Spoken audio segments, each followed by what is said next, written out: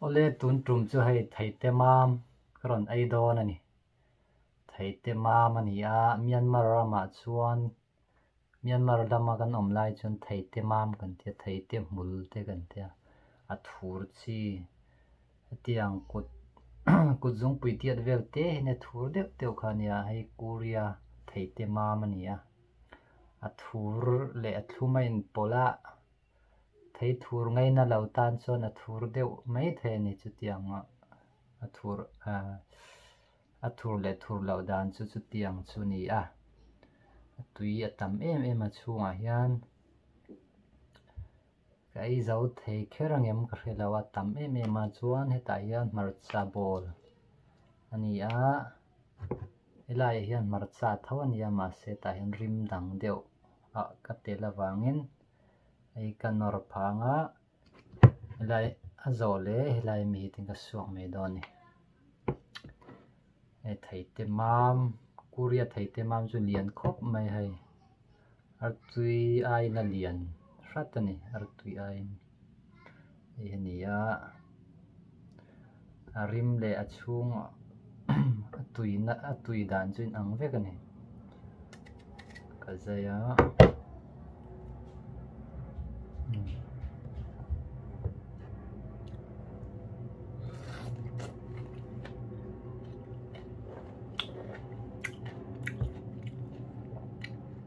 thur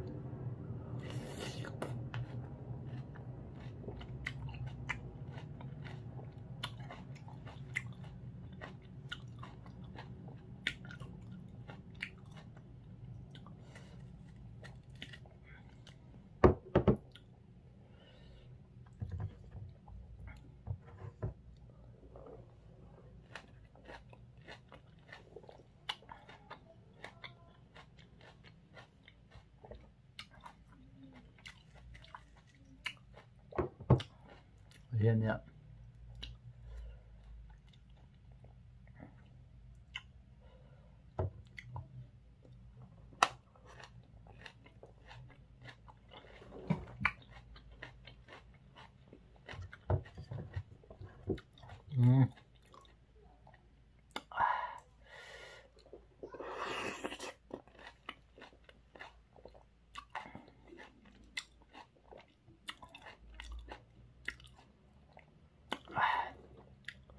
thur tui ve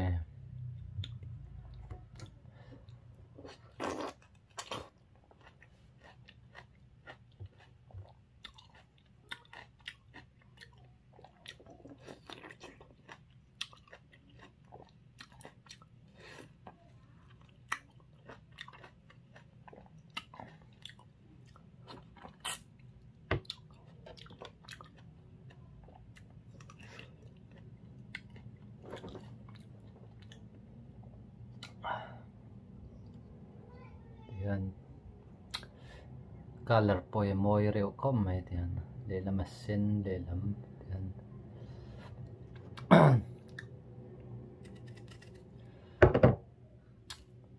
thur dan ne ka du tok che thur lu tuk lawa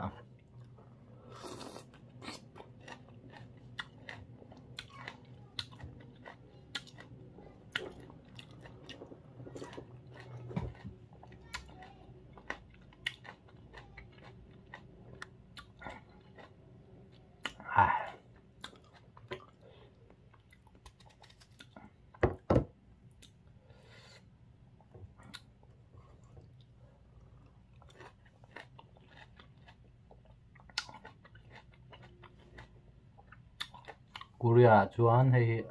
eng lai pon a awm a le tur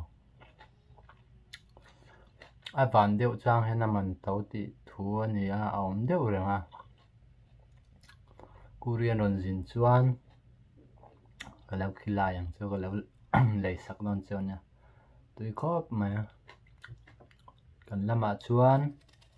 thei te mam kan ti mai a Mizoram in tingin kau ka hre chi ala ka tiang nen khain anga ma se ai a thluma tam dewa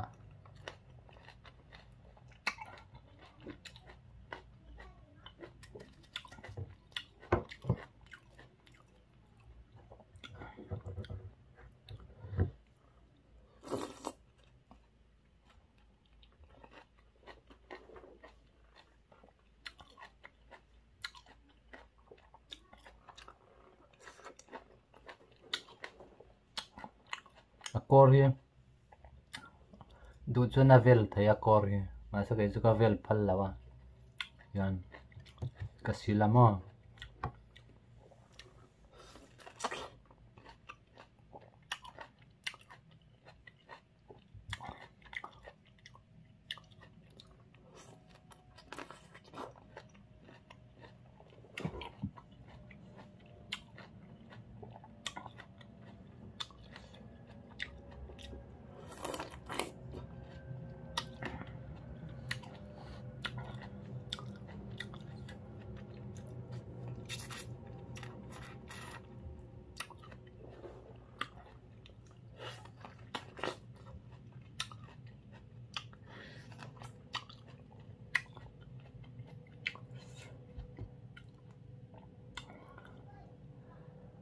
pum khat poi pum a puar lek lek dona pum ni kai to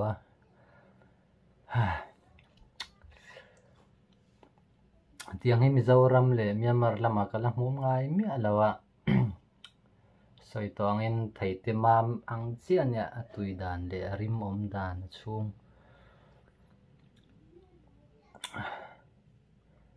pum ni kai to ka puar dir me ya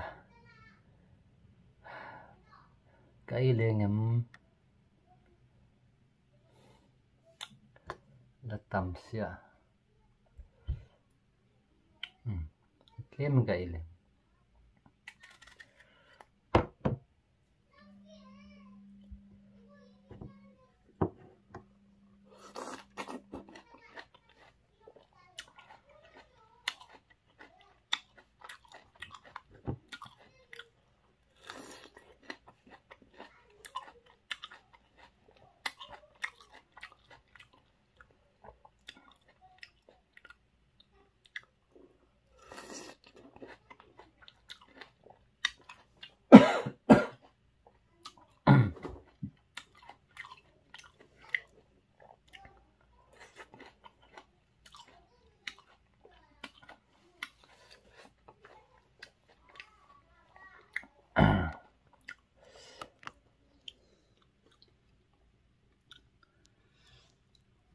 tilang nai dewin ini ya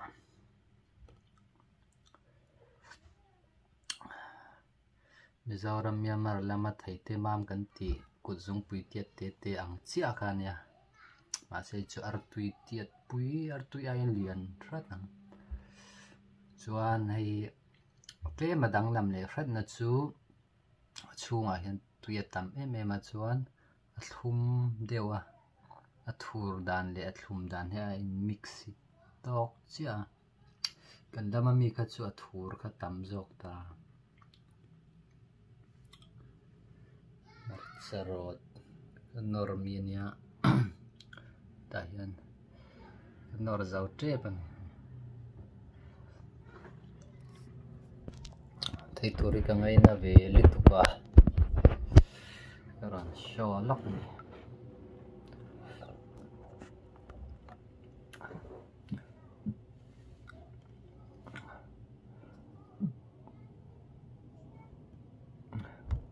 ole ka ti zong kan in phot ro se ka lo me